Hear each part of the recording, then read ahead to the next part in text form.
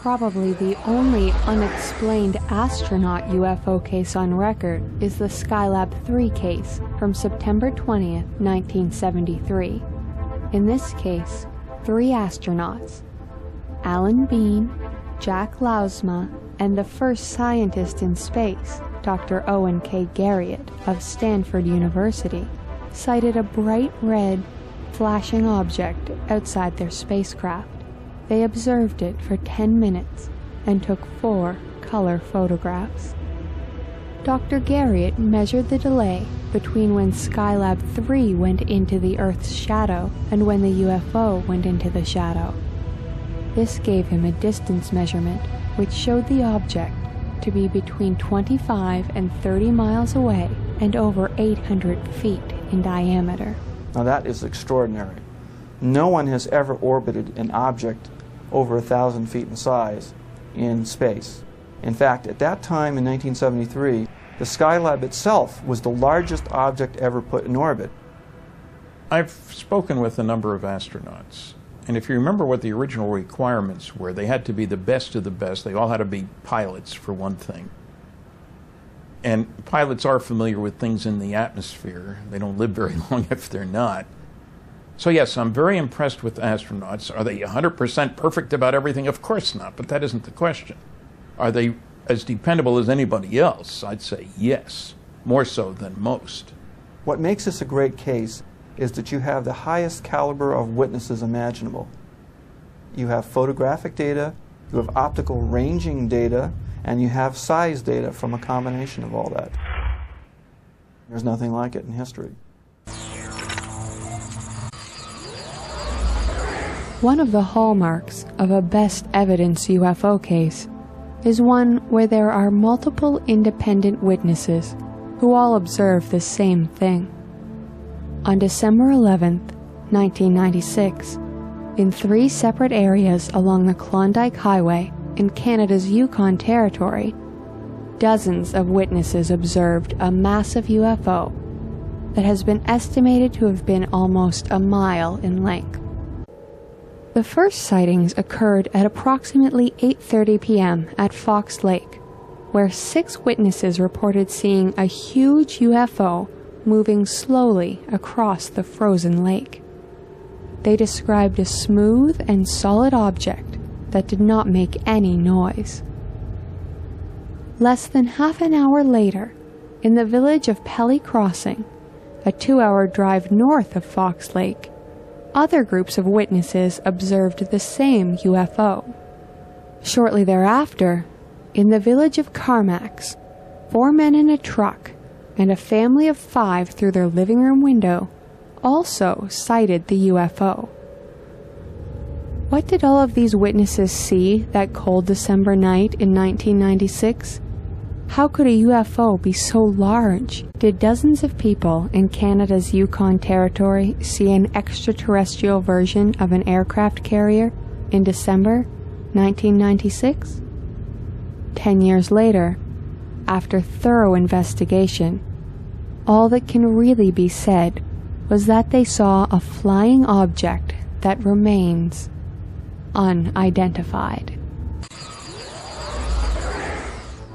Perhaps no UFO case is more worrying than one which appears to compromise national security, and there are few places more secure than a nuclear missile launch site, like the one near Malmstrom, Montana, at which Captain Robert Salas was stationed one morning in March 1967.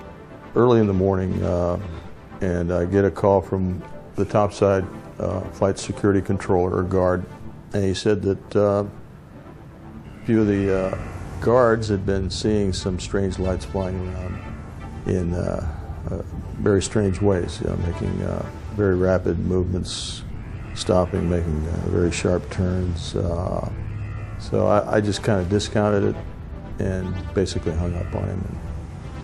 He calls back about 5 minutes later. This time he's very agitated. He's yelling into the phone, screaming.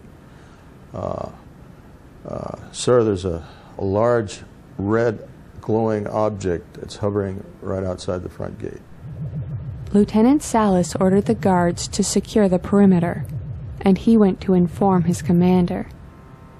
At this point, the warning lights in the control center went off, and the missiles shut down, one after another.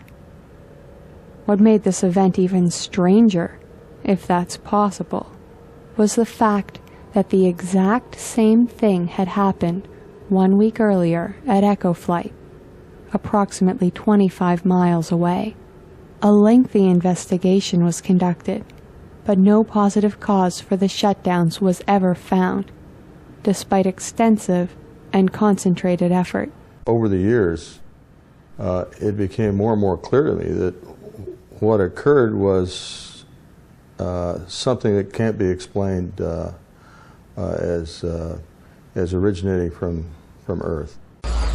One of the most extraordinary UFO encounters of the 20th century occurred in the tiny fishing community of Shag Harbor on the southern tip of Nova Scotia.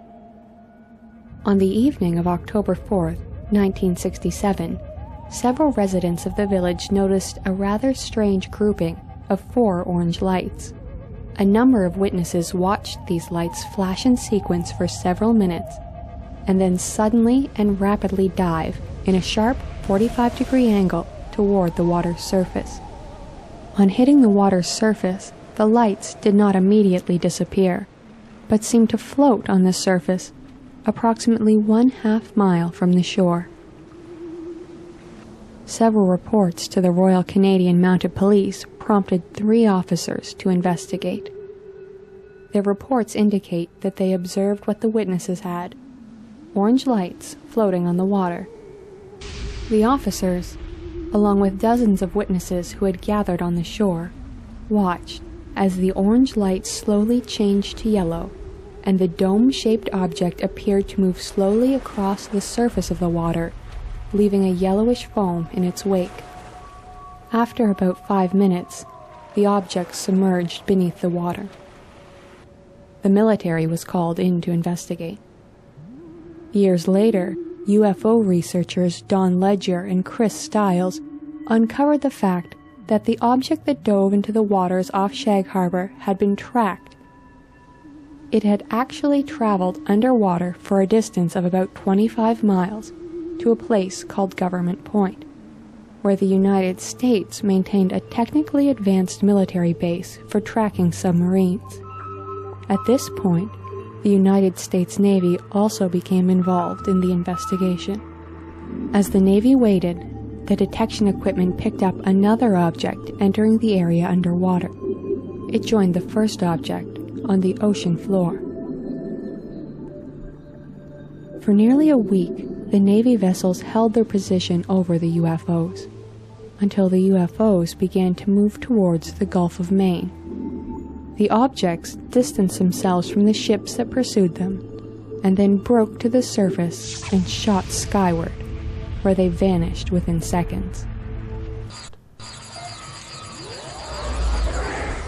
Kelly Johnson was the world's leading aircraft designer of his time, and at the time of his sighting, he was in the process of designing the U-2 spy plane for the Central Intelligence Agency.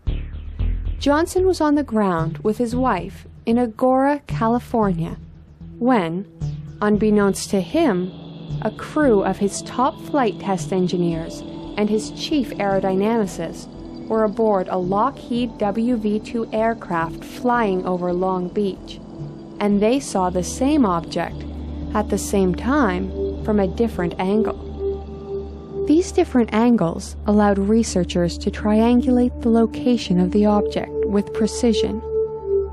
The aircraft was flying to the northwest. Kelly Johnson and his wife were looking due west.